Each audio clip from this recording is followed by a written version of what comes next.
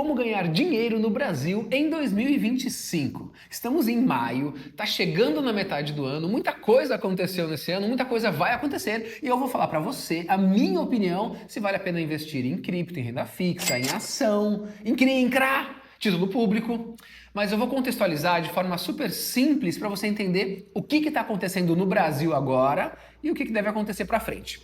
Vamos começar com uma coisa que eu acho que é muito ruim para o Brasil, que é o aumento da taxa Selic. De novo, o Banco Central aumentou a taxa de juros do Brasil. Aí você fala, mas o que é isso? O que é essa taxa Selic? O que o Banco Central tem a ver com a minha vida? Seguinte, a cada 45 dias, o Comitê de Política Econômica do Banco Central, é um comitê do Banco Central, eles fazem uma reunião, tem que estar todo mundo lá, né, tal, e eles vão lá e decidem qual é a taxa básica de juros do Brasil. Como assim? O que é a taxa básica de juros do Brasil? É a taxa dos títulos públicos. Então, o título do governo federal, do Estado brasileiro. Nossa, João, volta tudo! O governo, né, o Estado brasileiro precisa de dinheiro, né? Então ele arrecada dinheiro como? Com impostos, com taxas, mas também pedindo dinheiro emprestado para a população, para investidores. O governo precisa de dinheiro e fala assim, ó, eu quero dinheiro porque eu preciso para rodar as coisas. Então ele toma dinheiro, o governo toma empréstimo. E os juros que o governo paga, quem define é o Banco Central. Tchan! Então os juros que o governo paga, quem define é o Banco Central.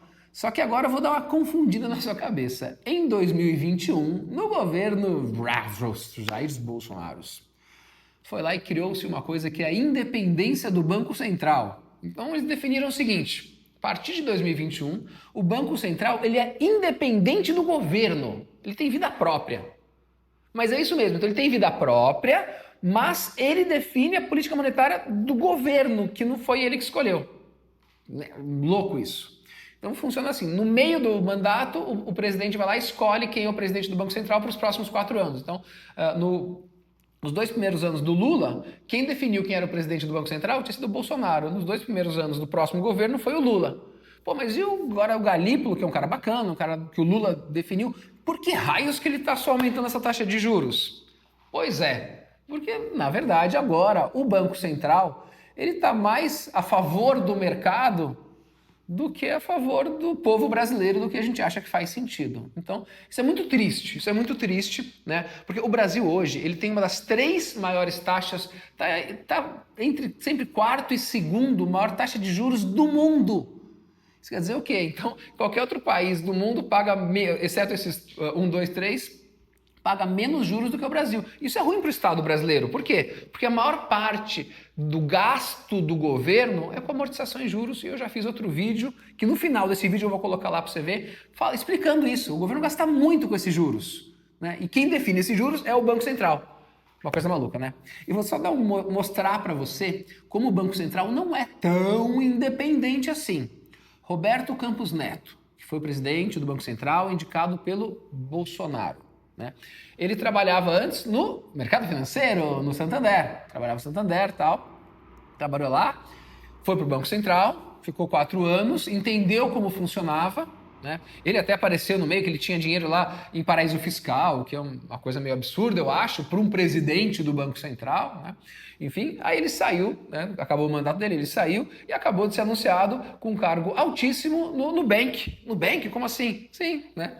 Olha que coisa inteligente do Nubank, foi lá e pegou o ex-presidente do Banco Central, que sabe como fica lá dentro, como funciona aquela instituição, que sabe como funciona o resto, né? Ele tem uma quarentena aí, né, de alguns meses, e ele já anunciou, não acabou a quarentena dele, mas acabando a quarentena ele já vai agora pro Nubank. Para mim, a quarentena tinha que ser de pelo menos um ano no mínimo, não sei o que você acha, né? Pô, o cara conhece por dentro o Banco Central, sabe a cabeça dos diretores, sabe se o pessoal vai aumentar juros, se não vai aumentar juros, sabe, pô, ele sai, já vai para uma instituição privada, assim, enfim, não acho tão legal. Para mim tinha que ser pelo menos um ano de quarentena. Mas você ganha muito dinheiro, você tem dinheiro, vai passear e depois você volta para algum lugar. Então, primeira coisa, Selic, Quem define é o Banco Central e aumentou de novo a Selic, já está quase 15% ao ano. Vou dar alguns exemplos de taxas de juros do mundo. Por que essa taxa de quase 15% é alta? Um é a taxa nominal. Tá? O que é a taxa nominal? É a taxa que é. Então, por exemplo, no Brasil está quase 15% ao ano.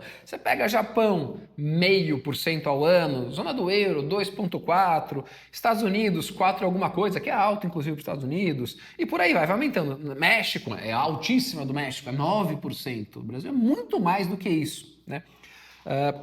Aí você fala assim, mas ok, essa é a taxa de juros nominal, é quanto paga, mas tem a inflação, né? O que é a inflação? É o poder de compra que ele vai perdendo, é a desvalorização do dinheiro. Então, se você tem uma taxa de juros, por exemplo, de 5% ao ano, e a inflação é de 5% ao ano, é como se a sua taxa de juros fosse zero, né? Porque o preço das coisas aumentou 5%, e a taxa de juros também aumentou 5%. Então você recebe inflação. Então por isso que as pessoas olham o juro real. O que é o juro real? É a taxa de juros menos a inflação.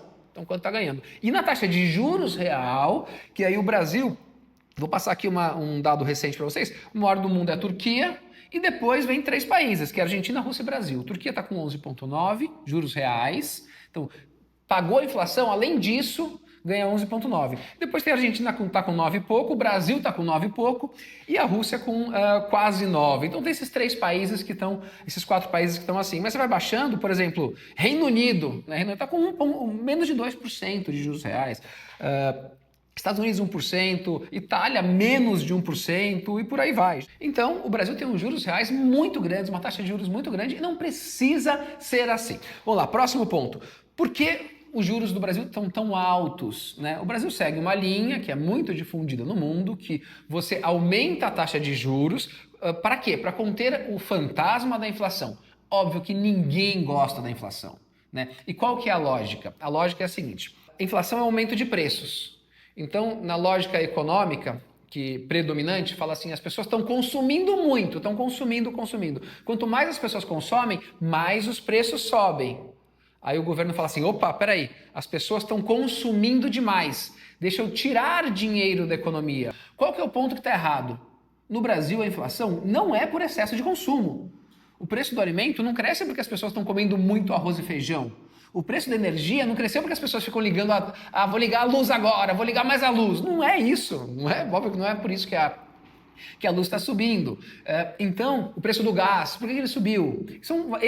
O ovo subiu, o ovo está caro. Né? O ovo não está caro porque as pessoas estão comendo ovo, não é todo mundo que é a Graciane Barbosa, que come 40 ovos por dia, e aí o preço do ovo subiu porque todo mundo quer ser... Não é isso, não é, né? São outros fatores que fizeram o cacau subir, o ovo subir, a energia subir, matrícula escolar e por aí vai. Então não adianta nada aumentar a taxa de juros. Por quê? Porque vai tirar esse dinheiro da economia e as pessoas não vão falar, então agora eu vou consumir menos. Não, o brasileiro não está consumindo muito, não está. Está consumindo, tá? Então não adianta essa política monetária que o Banco Central do Brasil faz. E por que raios que ele faz isso então? Ele faz isso porque o mercado quer. Imagina quem fica sentadinho aqui, né, na Faria Lima aqui atrás, fica lá sentadinho, né, não está produzindo nada, tá? E aí, se o governo paga mais de 1% ao mês, você não fazer nada, para que você vai investir em alguma coisa diferente do que emprestar dinheiro para o governo? Né? Não faz sentido isso. Mas enfim, é por isso que o governo vai lá e aumenta, o Banco Central, aumenta a taxa de juros. Ele segue o que o mercado fala.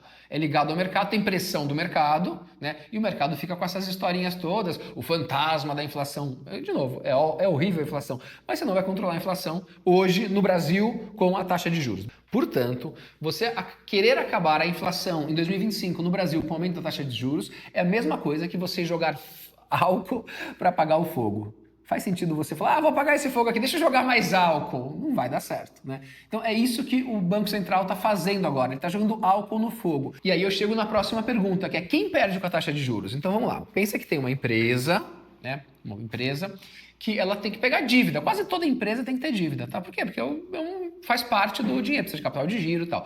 Quando o governo, o Banco Central, aumenta a taxa de juros, todos os empréstimos ficam mais caros. Então aquela empresinha lá que está rolando, tal, o banco vai falar, agora para emprestar para você não é mais 1,5% ao mês, agora vai ser 2% ao mês, vai ser 3% ao mês. Aí a empresa, peraí, agora eu vou ter que pagar mais juros para o banco? Já sei, eu vou aumentar os preços. E daí a empresa aumenta o preço do produto, gerando o quê? Inflação. Então, quando você aumenta a taxa de juros, as empresas vão sofrer. Toda empresa vai sofrer, né? Quem ganha é quem empresta dinheiro para elas, mas a empresa vai sofrer, né? Com isso, as pessoas físicas também vão sofrer, porque elas tomam empréstimo. Quem toma empréstimo vai ficar mais caro o empréstimo, né? Vai restringir, a economia vai murchar. É horrível isso. Então, a sociedade como um todo perde. Quem ganha são os rentistas. Quem que é rentista? É quem vive de renda, né? Que nasceu herdeiro, fica sentadinho lá, pega o seu dinheiro, olha na tela e vai lá e fala, não quero risco e quero ganhar bastante. E você vai lá e o Banco Central está fazendo um ótimo trabalho para os rentistas, né? Que não estão fazendo nada de produtivo com o dinheiro deles. Hoje, para os rentistas, risco zero, emprestar para o governo é o que mais faz sentido para eles. Eles estão ganhando com isso aqui. Mas vamos lá. Agora vamos com dicas concretas para vocês.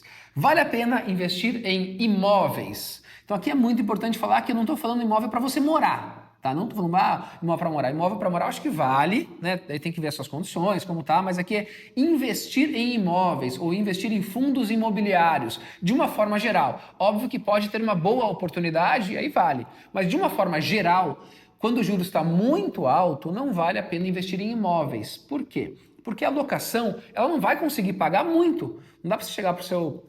Tem um imóvel lá, ou tem um fundo imobiliário que está alugando, e falar, agora vou aumentar bastante o valor da locação. Você nem pode contratualmente, né? Então, imóvel, quando os juros estão altos, como é o caso de agora, não é uma boa opção de investimento. Comprar imóveis para alugar, tá? Até porque o custo do capital está mais caro, o custo dos juros está mais caro. Cripto, vale a pena investir em cripto? Eu sempre acho que normalmente não. Cripto é especulação. É o seguinte, é um chute. Ele pode, falou hoje, em maio, que não vale, daqui a pouco em junho está super alto. Sim, mas pode ser que em julho tenha caído tudo. É uma aposta, é uma aposta. Então é um jogo, tá? Cripto não tem nenhuma lógica assim. Aconteceu uma guerra, vai acontecer, aí as pessoas estão com medo, pode subir ou pode descer. Então, cripto, eu não acho que você deveria investir em cripto, tá? Eu não invisto em cripto. Cuidado com isso, tá? Cuidado, muito cuidado. Ações. O que são ações? Ações é quando você entra na bolsa, tá, na B3, fala assim, eu quero comprar ação da Petrobras, dessa empresa, daquela empresa, tal. Você fica sócio da empresa, né? Quando você compra ação, você vai receber os dividendos, tal. Quando a taxa de juros sobe, lembra que eu falei que o custo do empréstimo que as empresas tomam sobe também? Então vai ficar pior para as empresas. Então, via de regra, não é o momento de comprar ação. Mas não é bom comprar na baixa? É bom comprar na baixa, mas será até quando vai ficar esses juros altos? Se você tiver certeza que os juros eles vão cair bastante agora, aí talvez a ação esteja barata, mas a gente não sabe disso. Então, eu prefiro ter um olhar mais seguro nos investimentos, mas a gente não sabe. Então, a ação está sofrendo e a gente não sabe quanto tempo vai sofrer mais. Tem uma ação que é muito boa, tal, ok. Especificamente até você pode, mas toma muito cuidado com isso. E aqui um alerta, as corretoras, muito influenciador tal, qual que é o objetivo deles? É que você fique comprando e vendendo ações, por exemplo, porque eles ganham. Quando você compra, quando você vende, quando você investe mais em ações, vai ter custódia, vai ter isso, aquilo. Então cuidado que muitas vezes quem estimula você a ficar fazendo esse trade ganha dinheiro com isso. Né? Não é que ele está falando, agora compra essa, agora compra aquela, daí fica criando essas... Eu sou contra isso, tá? Eu acho que essas pessoas não são super claras a respeito de onde elas ganham dinheiro e como elas ganham quando te incentivam a ficar especulando no mercado. Beleza? Então, o que fazer para ganhar dinheiro? É muito simples no Brasil hoje. Primeira coisa é você emprestar dinheiro para o governo. Tesouro direto, assim, é zero risco, você vai ganhar bastante, é excelente com liquidez, faça isso com o seu dinheiro. Mas a ação pode dobrar, ok, mas ela pode cair metade também. Então, tesouro direto é a melhor coisa para fazer. Mas também tem outras coisas que valem muito a pena. Então, CDB. CDB o que é? É risco banco. Desde que não seja do banco master, que é arriscado, que agora vai estar comprado, mas pega dos grandes bancos e compra um CDB do banco. Tá? O banco vai segurar ao máximo, né? Então, mas CDB é um risco baixo. LCI e LCA. Por que é interessante? Porque também é risco banco, tá? Só que é isento de imposto de renda para pessoa física. Então é bom também. LCI e LCA, vale a pena você investir também. Isso são títulos de renda fixa. Tá? Renda fixa que você não está a especulação das ações. Não, você vai ganhar X% do CDI, né? CDI é ligado à Selic. Então é isso que vai ganhar, ponto. Faça chuva, faça sol, você vai ganhar isso, tá? Ah, João, e os CRAs? Os CRAs do MST que você faz, os CRIs que a gente faz também e tal. Eu invisto bastante, acredito muito. Por quê? Porque CRI e CRA também é renda fixa. Você sabe qual é a taxa de juros que você vai receber, você sabe quais são as garantias que você vai receber, tá? E também são isentos de imposto de renda para pessoa física. Uma grande vantagem do CRI e do CRA é o fato de você saber exatamente para onde seu dinheiro está indo e você querer construir o mundo que você quer. Então isso que eu gosto muito. Então assim, deixa dinheiro em título público? Deixe. Vai deixar dinheiro em CDB ou em cooperativas como a Sicredi, Sicob, sou cliente deles também, deixa uma parte lá também. E pega uma parte também e também coloca no CRA e no CRI, por quê? É o futuro que a gente quer construir. Então quando você investe num CRA, por exemplo, você está fomentando a agricultura familiar da reforma agrária. E eu gosto de dar sempre um exemplo, que quem investiu com a gente desde 2021 nos nossos CRAs, recebeu tudo conforme planejado, tudo. Mas quem investiu nas ações da Americanas, do bilionário Lehman, perdeu dinheiro. Quem investiu em várias ações até de empresas legais, pô, tem a Natura, uma empresa aparentemente bacana e tal, mas também a ação subiu e depois caiu muito. Então, assim, a ação sobe e desce, né? Por outro lado, renda fixa, quando é bem estruturada, quando tem garantias, está pagando direitinho, né? Então quem compra os nossos CRAs tá feliz. Tem risco? Óbvio que tem risco. Qual que é o risco? Pode ter uma perda de safra, pode ter alguma coisa assim. A gente teve uma operação que não foi para o público em geral, foi para só um pequeno grupo de investidores, de uma cooperativa do MST que foi muito afetada pelas enchentes do Rio Grande do Sul. E perdeu muita coisa lá.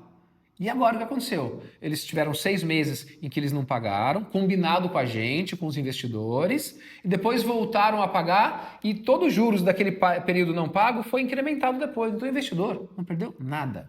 Nada. E com isso você ajudou, o investidor que investiu ajudou no arroz orgânico do Rio Grande do Sul. Olha que coisa incrível isso, né? Então eu super recomendo renda fixa. Então quer ganhar dinheiro agora em 2025? Invista em renda fixa. Adendo importante, CRA é sempre de agricultura familiar? Não, 99% dos CRAs são do agronegócio. E teve muito CRA no passado do agronegócio que deu problema.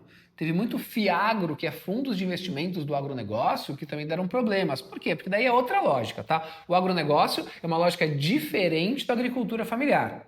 A agricultura familiar normalmente é você plantar comida e vende para políticas públicas, para mercados. Então é para você, é o que a pessoa come todo dia, né? Então o que a gente come todo dia, essa é a agricultura familiar. O agronegócio não, é commodities, que é soja, milho, algodão, para você vender, exportar, não pagar imposto, e aí você está dependendo do preço do dólar, está dependendo do preço da commodity, que vai mudar também aleatoriamente de acordo com as coisas que acontecem lá fora. Então tem vários tipos de CRA, então muita atenção nisso.